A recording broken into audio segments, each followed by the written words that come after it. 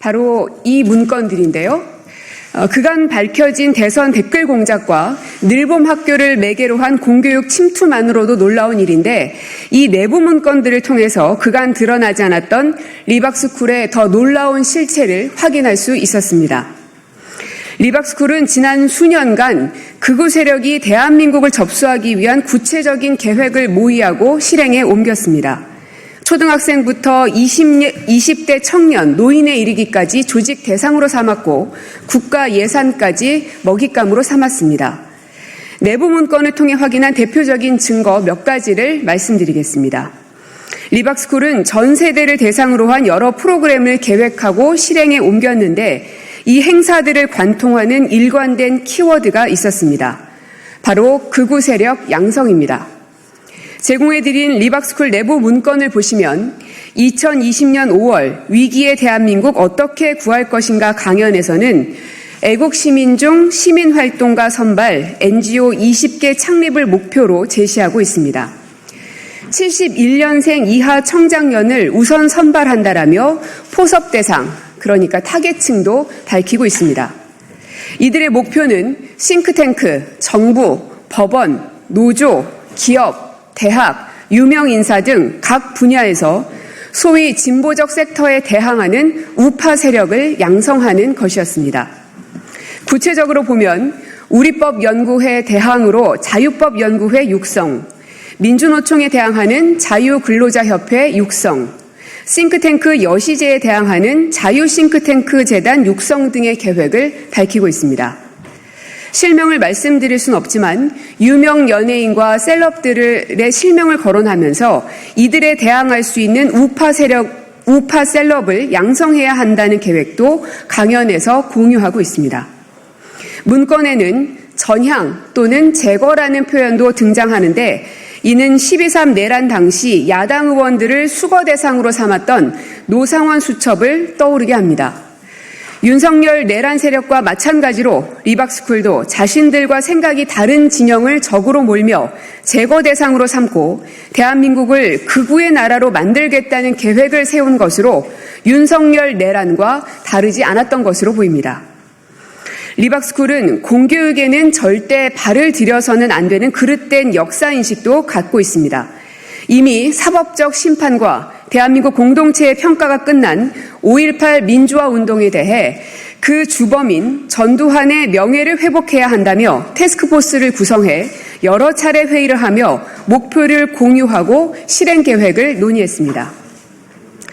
내부 문건을 통해서 23년 1월 20일, 27일, 2월 3일 세 차례 TF 회의를 한 것을 확인했고, TF의 목적은 전두환 대통령 명예회복을 통한 대한민국 역사 바로 세우기, 5.18 및 김대중 실체 바로 알리기였습니다. 이를 위해서 윤석열 정부가 운동권 주사파 간첩 폭로할 때 동시에 전두환 알리기 운동 전개가 필요하다는 목표도 세웠습니다. 여기서 특이점은 정부가 운동권 주사파 간첩 폭로할 때 동시에 전두환 알리기 운동 전개가 필요하다는 이들의 목표입니다. 정부가 간첩 사건을 언제 어떻게 폭로할지는 국정원 내부에서도 기밀 사항일 텐데, 리박스쿨이 국정원과 긴밀하게 정보 교류 및 사전 교감이라도 했던 것인지 의심하지 않을 수 없습니다.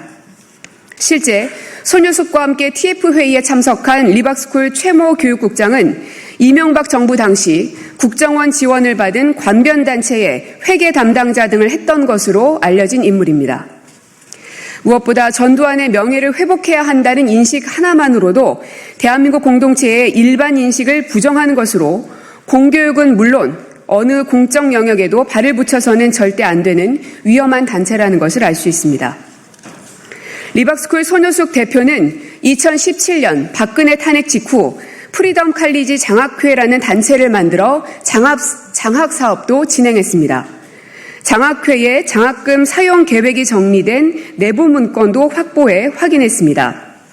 지원 기간은 최소 1개월에서 최대 3년까지, 지원 금액은 최소 월 20만 원에서 최대 월 100만 원까지 지급하겠다며 10명의 장학생을 선발했는데, 문건에는 장학생들의 활동 분야로 네이버 감시, 민노총 감시, 언론 감시, 전교조 감시, 이슈 집회 지원 등이 적혀 있었습니다. 또 특이한 것은 장학금인데 전업과 겸업으로 구분돼 금액 차이가 있다는 것입니다. 즉, 본업을 하면서 감시 업무를 하면 겸업, 본업 없이 감시 업무에 전념하면 전업 장학금을 지급한 것으로 보입니다.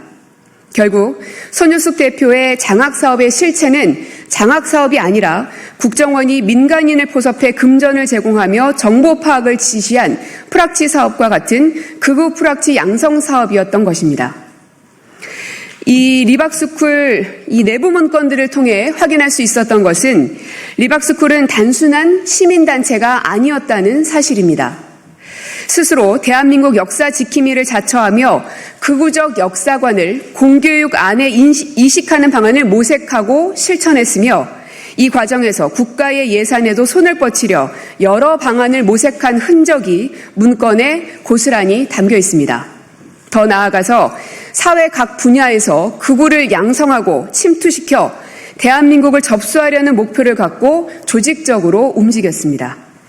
대통령실, 교육부, 국가교육위원회 등에서도 관련 인사들이 뻗어나갔습니다. 잠시 뒤에 열리는 리박스쿨 청문회에서 오늘 공개한 이 내부 문건과 관련된 여러 가지 질의 등을 통해서 리박스쿨의 실체와 검은 음모에 대해서 낱낱이 밝혀내도록 하겠습니다.